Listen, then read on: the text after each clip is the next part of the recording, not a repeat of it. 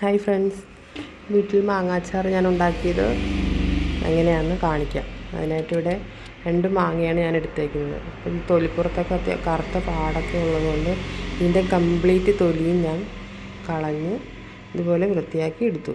ഇനി അത് കഷ്ണങ്ങളാക്കി എടുത്തതിന് ശേഷം കട്ട് ചെയ്ത് കുഞ്ഞു കുഞ്ഞു പീസാക്കി കംപ്ലീറ്റ് മാറ്റി വയ്ക്കുക. ഇതുപോലെ കണ്ടോ, കുഞ്ഞാക്കി എടുത്തു. ഇനി അതിലേക്ക് 1 സ്പൂണോളം ഉപ്പ് വിതറി മിക്സ് ചെയ്തതിന് ശേഷം നന്നായിട്ട് പുരട്ടിയതിന് ശേഷം ഒരു 20 മിനിറ്റ് മാറ്റി വയ്ക്കണം.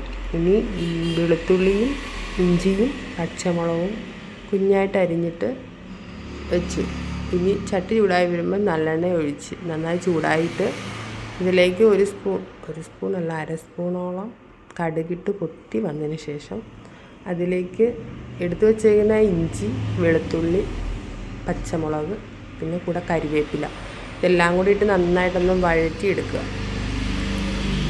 ബ്രൗൺ കളറായി വരുമ്പോൾ തീ ഓഫ് ചെയ്തതിന് ശേഷം മഞ്ഞൾപ്പൊടി കൂടെ 2 സ്പൂൺ മുളക് പൊടിയും കൂടെ ഞാനിവിടെ ചേർക്കുന്നുണ്ട്. അതും കൂടെ ചേർത്ത് മിക്സ് ചെയ്ത് അതിലേക്ക് ഉലുവ പൊടിച്ചതും കായപ്പൊടി അതും ചേർത്ത് അതും മിക്സ് ചെയ്ത് വെച്ചതിന് ശേഷം 1/2 ഗ്ലാസ് തിളപ്പിച്ചാറിയ വെള്ളവും ഒഴിച്ച് ഒന്ന് ചൂടായി വരുമ്പം അരിഞ്ഞു വെച്ചേക്കുന്ന മാങ്ങ അതിലിട്ട് ഒന്ന് മൊത്തത്തിലാകെ എല്ലാം കൂടെ ഒന്ന് പുരട്ടിയെടുക്കണം. ഇതിലേക്ക് ആ സ്പൂണോളം വിനാഗിരി അതും ഒഴിച്ച് ഒന്ന് ഇളക്കിയതിന് ശേഷം അടച്ച് വെച്ച് ഒരു 5 മിനിറ്റ് പോലും വേണ്ട, അത് അടച്ച് വെച്ചൊന്ന് ഒരുപാട് വെന്ത് പോകാതെ ഈ പരുവത്തിൽ മാങ്ങാച്ചാറ് തയ്യാറാക്കി എടുക്കണം.